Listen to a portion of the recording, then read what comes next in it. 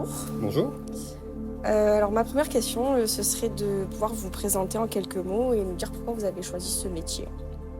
Alors en réalité, c'est un métier que j'ai voulu faire depuis tout petit, car quand j'avais l'âge de 6 ans, ça remonte, j'ai vu un pêcheur pêcher un poisson avec sa canne à pêche, et j'ai demandé à mes parents de m'expliquer quel est l'intérêt de faire du mal pour le plaisir à un animal, et j'ai pas eu la réponse qu'il me fallait. Et donc du coup, je me suis dit qu'un jour je sauverais les poissons que je venais de sauver. Parce que je trouvais ça inadmissible de juste pêcher un poisson, le sortir de l'eau et le remettre dans l'eau juste pour le plaisir d'avoir pêché un poisson. Donc je me suis dit qu'un jour je travaillerais pour sensibiliser les gens à tout ça, à la souffrance animale, quelle qu'elle soit, et surtout aquatique pour moi, et l'idée de protéger la faune et la flore aquatique. Est-ce que vous avez une journée type? Alors journée type, il y en a toujours des journées types, mais elles sont toujours différentes parce qu'on a la chance dans notre métier d'avoir toujours des imprévus. Et les imprévus, l'avantage qu'il y a, c'est que ça permet de toujours changer la journée. Mais en gros, pour résumer, le matin, moi, normalement, on embauche à 8 heures. Moi, j'arrive toujours vers 7h30, 8 moins le quart. Parce que j'aime bien arriver quand tout est dans le noir pour être là au moment où les lumières s'allument pour voir le réveil de mes animaux. Pour moi, c'est hyper important de voir comment le animal sort quand il se réveille. Je fais avec mon équipe le tour complet d'établissement pendant une grosse demi-heure où on va noter sur papier tous les petits détails qui ne vont pas, donc le poisson qui ne va pas bien, bien sûr, les urgences à gérer, donc là c'est une urgence, bien sûr, c'est la priorité, et puis surtout après tous les détails, la vitre qui est à l'endroit, la plante des racines ici, la petite étiquette pédagogique qui s'est un petit peu arrachée là, le petit coin ici, l'éclat de pâture qui est à droite à gauche. Ça va être la première chose. Et par rapport à ça, après, je vais prendre une fiche de route qui va permettre de distribuer à chacun les tâches qu'il a à faire avant 10 heures. Tout ce qui a été relevé le matin, plus les travaux prévus pour cette journée-là, doivent être toutes faites par l'équipe avant 10 heures. Donc à 10 heures, on ne touche plus à aucune technique de l'aquarium. Donc ça veut dire qu'en 1h30, 8h30 à 10 heures, c'est une vraie fourmilière à l'aquarium. Tout le monde est partout et gère tout très très rapidement. L'idée, c'est qu'à 10 heures, tout soit prêt. À 10 heures, on refait un tour rapide, cette fois-ci, de l'établissement et chacun de son côté, pour être sûr qu'on n'ait pas loupé quelque chose. Est-ce qu'il n'y a pas un truc qui s'est passé entre temps, etc. Prêt à faire feu. Et à 10h30, on ouvre la caisse. Et là, c'est parti, on fait rentrer du monde. Et pendant toute la visite, après, on va continuer à s'occuper de nos animaux, donc donner à manger, faire les soins nécessaires. Et là, ça peut être un point de vue biologique et plus technique.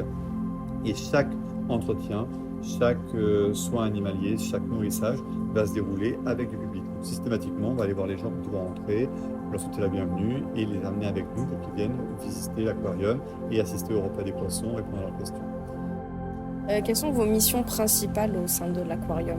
Alors moi, pour moi, ma mission principale, que moi je la vois, c'est manager mon équipe, faire en sorte que je suis un peu un chef d'orchestre et j'ai une partition à jouer pour la journée par rapport à ce qui a été vu le matin dans les travaux à faire d'urgence, moins urgent, dans ce qui est quotidien à faire. Et après, je vais avoir des équipiers, donc ce sont mes notes. Et par rapport à ça, comme un chef d'orchestre, je vais jouer de la musique et je vais dire par rapport aux compétences, aux affinités des uns et des autres, par rapport pour éviter que la même personne fasse toujours la même chose. Je vais dire tiens lui il a fait ça hier, celui-là a fait ça là, etc. Paf, allez toi tu vas pouvoir faire ça, toi tu fais ça, etc. Machin, etc. Et hop, j'organise tout ça pour que ça fasse. Et après je jette un coup d'œil. Si je vois qu'il y en a qui met plus de temps que prévu parce que il y a des imprévus, j'ai mal estimé mon temps, je vais réorganiser au fur et à mesure la musique pour qu'à 10 heures, tout le monde aider tout le monde et que tout soit réglé. Comment vous prenez en charge vos animaux? Comment est-ce qu'ils sont nourris? Comment est-ce qu'ils sont soignés? Est-ce qu'ils sont relâchés? Alors nous, on n'en relâche pas parce qu'on a des animaux qui sont des animaux tropicaux. On ne peut pas relâcher un animal tropical dans notre environnement. De plus, les relâchés dans l'environnement, normalement, sont soumis à beaucoup d'autorisations, de réglementation. Et l'État français est assez frileux parce qu'à chaque fois qu'on relâche, on risque d'introduire un flux écologique, soit mettre une espèce en péril par rapport à une autre, par rapport au surnombre, soit un problème aussi de prédation, aussi bien pour l'animal relâché que celui qui va être relâché qui devient un prédateur, et surtout la police sanitaire où on peut introduire dans la nature un animal qui a des problèmes génétiques, pour produire un aquarium qui a des problèmes génétiques, ou un animal qui a des problèmes sanitaires et qui pourrait causer des maladies aux autres. Donc le relâché, je ne pense pas que ce soit la bonne solution, et on est plus là pour la pédagogie, et par contre éviter de faire des prélèvements, etc. Oui, mais relâcher, je ne suis pas à 100% pour par rapport à tout ça, donc nous on essaie de plus orienté sur la pédagogie, sur la conservation des espèces, sur les connaissances, etc. Plutôt relâché où l'homme, encore une fois, va vouloir dominer la nature en décidant, tiens, je mets un peu plus d'animaux ici, un peu plus de cela. Mais à chaque fois, on s'est rendu compte que c'était à chaque fois une catastrophe. Tous les problèmes qu'on a de flou écologique par rapport à des espèces dominantes, ça a toujours été créé par l'homme. Donc, je ne suis pas tout à fait pour. La D'accord, nature est assez grande pour se débrouiller toute seule. On va faire effectivement. des conservatoires où on va arrêter que l'homme intervienne sur des espaces donnés et la nature va reprendre le dessus. D'accord. Et j'aurais une dernière question. Avez-vous un message à transmettre aux visiteurs? Ah oui, notre message à nous, il est très clair. C'est que nous, l'aquarium de Limoges, c'est un aquarium qui est géré par une association qui a toujours œuvré dans l'éthique animalière. Donc, pour nous, les animaux sont prioritaires à tout. Donc, on ne regarde jamais les frais vétérinaires qu'il y a sur un animal s'il faut le soigner. Il nous est arrivé de faire des scanners, des IRM et des poissons juste parce que c'est la solution pour les sauver, donc on les a sauvés. Mais on a surtout aussi l'objectif d'être un refuge animalier. Nous, à l'Aquarium de Limoges, on est le plus grand refuge aquatique de France, où on accueille en moyenne une tortue et 5 poissons par semaine qui sont abandonnés par des particuliers dans la France entière. Et pour financer ce refuge, on a fait un site touristique. Et c'est le prix d'entrée du site touristique qui permet d'autofinancer le refuge. Donc on ne vit d'aucune subvention, aucune aide publique, rien.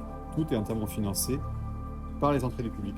Et ça, mes collaborateurs avec qui je travaille, ils en sont conscients. C'est-à-dire que leur salaire, l'eau, l'électricité, la nourriture, le matériel, tout ce qu'ils ont besoin, qu'ils utilisent au quotidien, c'est le visiteur qui paye tout ça. Donc c'est pour ça que pour moi, je mets en avant, au niveau de mes collaborateurs, que chaque visiteur est unique. Et chaque visiteur doit être en contact du soigneur et on doit lui passer un message, une expérience, etc. Et par contre, c'est pas un message de dire c'est pas bien, il ne faut pas polluer la nature, il faut la protéger, etc. Non. Nous, c'est regardez, messieurs, dames, on est passionnés par notre métier, on adore ce qu'on fait, nos animaux sont bien, ils nous rendent bien, ils sont beaux, etc. et tout. Vous avez passé un moment, c'est chouette. Mais si vous voulez continuer, à vous de jouer. C'est tout ce qu'on leur dit. Et après, s'ils sont assez grands, les gens, pour faire des informations en disant ah, j'ai plus envie de polluer, qu'est-ce que je peux faire je voudrais aider une association, je voudrais faire ceci, je voudrais faire cela. Ils sont assez grands pour chercher des informations ou nous poser des questions. Mais nous, on n'est pas des donneurs de leçons, on est des personnes qui doivent les faire rêver. On fait rêver les gens et grâce à ce rêve, on essaie d'avoir un déclic chez eux en disant waouh, mais moi j'ai envie de faire quelque chose de mon côté. Voilà, c'est vraiment le message que nous, on essaie de faire passer chez nous. D'accord. Bah, merci beaucoup en Bah, tout de cas. rien.